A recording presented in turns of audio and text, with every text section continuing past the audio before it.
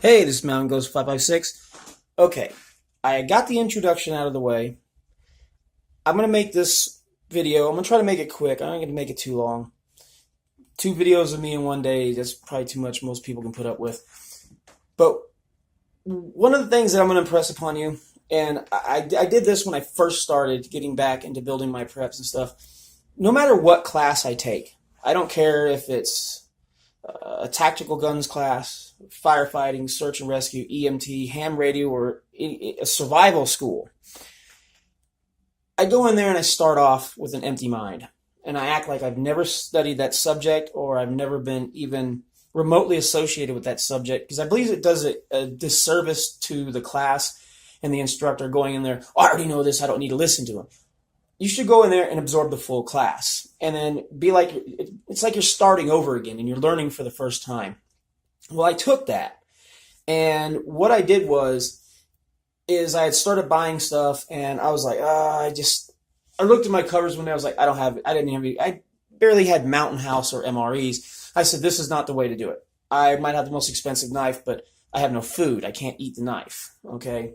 So I said, I need to rethink everything. I need to set all the gear aside. I need to literally go, this is what I need to do, and this is how I need to do it. And I came up with this thing. I went through my entire apartment, and I started gathering up stuff, and I got a pile, something reminiscent to this, almost an exact copy, pretty much. And there are a few things in here that were in the original pile. And I gathered up everything that I thought would cover fire, shelter, food, water, and some of the other necessities. I have some of the 10 C's represented here. So I looked at it and I got it all together and I said, okay, now, what is the most priority item that I need to stock up on and get? Well, I live in the desert. You guessed it, water.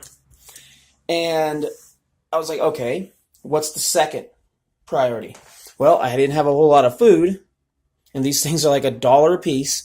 Spam's like $1 in some places. So my next paycheck, the logical course of an action would be to buy more food and water. Because right here, I've already got a knife. This is almost exactly like one of the knives that I had. It's a fillet knife, but it's not the best, but I know what it can do and I know its limitations. I've got lighter. I got fire for right now. Probably one of the best fire starting tools there is. I said one of the best. I have candles. I have matches. So I got fire. I got tons of fire right here. But I don't have enough food and water. So I organized it and I looked at it and I said, this is what I need to attack first. I've got the other bases covered. I need to attack this first. So my next paycheck, instead of 1 bottle of water, I bought a case of water. Instead of 1 can of chicken, I bought a flat of chicken. I had money left over. So what I did was I just set that aside. And then the next time I got paid, I bought another one. And I started, and I had a little bit extra money. I saved up. I got me a different knife. So I organized it and I put it to where it was. And that's what a lot of people don't get.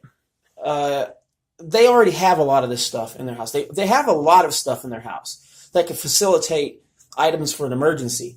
They just haven't organized them. They haven't looked at it. They're too busy looking at all the grandioso things in Off-Grid magazine or some of these high-profile gear review channels. And they're like, man, I'd really love to have that $200 knife. You can get a $100 knife, and you can take the other $100 and add those to your preps. So, and the knife, the whole knife debate, you know, the more you spend, the more yes, you get what you pay for.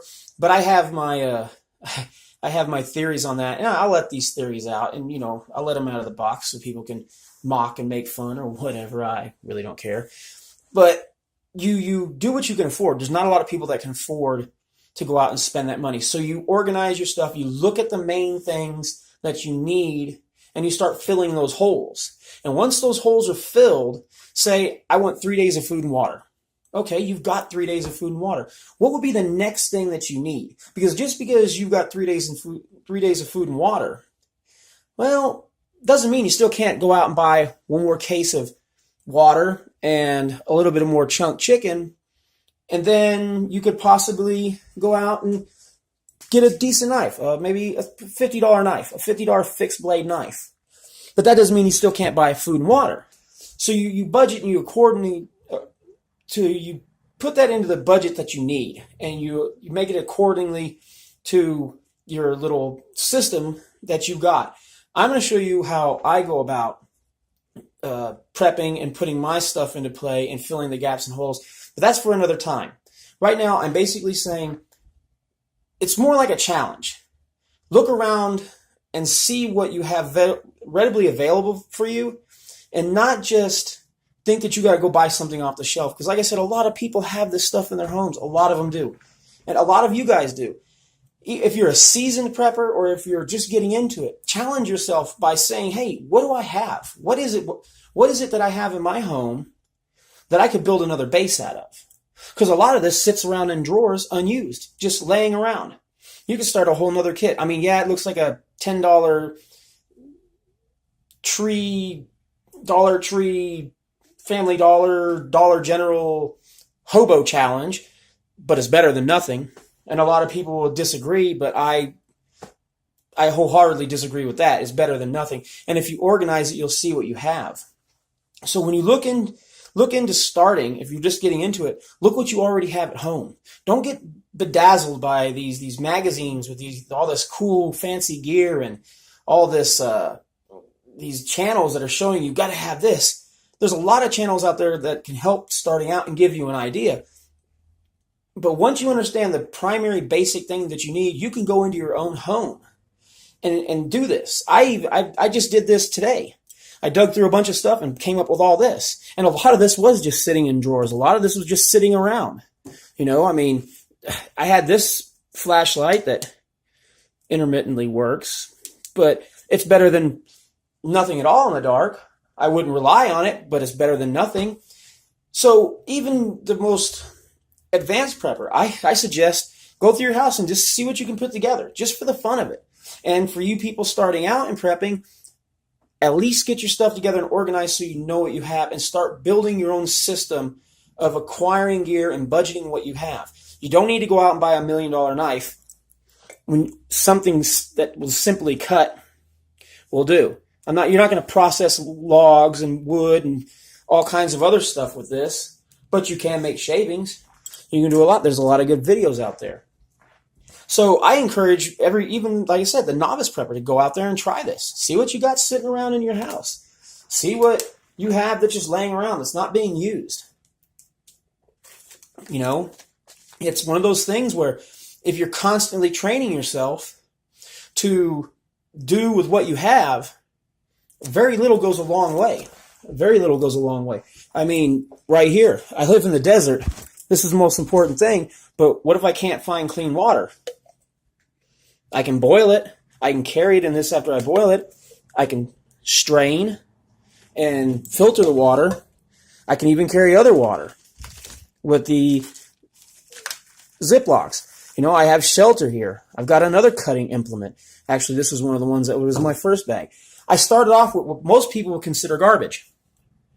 But in a situation, an emergency, is this really garbage or is this gold?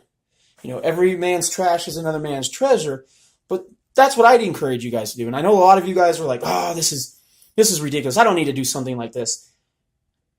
But it always gets you thinking outside the box and always gets you seeing things different than what you would normally see them. So I'm sorry this video is kind of messed up. I did the other one. I'm getting a cold.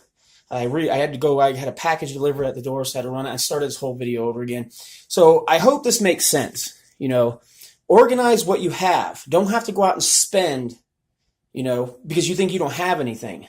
I mean, yeah, you can carry all this in this famous footwear shopping bag. Not the best, but hey, it's pretty much one of the most gray man things you can have carrying down the road.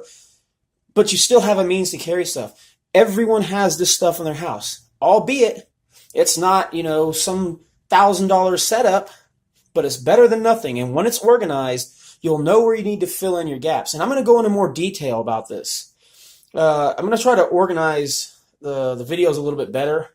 Maybe do a little bit more, do it some real editing. I don't know. It depends on how I feel about this whole series and how it goes.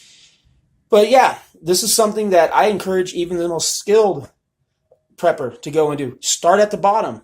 Don't forget your roots, because once you start at the bottom and you work your way up, you're always going to be able to use the other things that people think are trash. Okay, well, this is Mountain Ghost 556 out. Thanks for watching.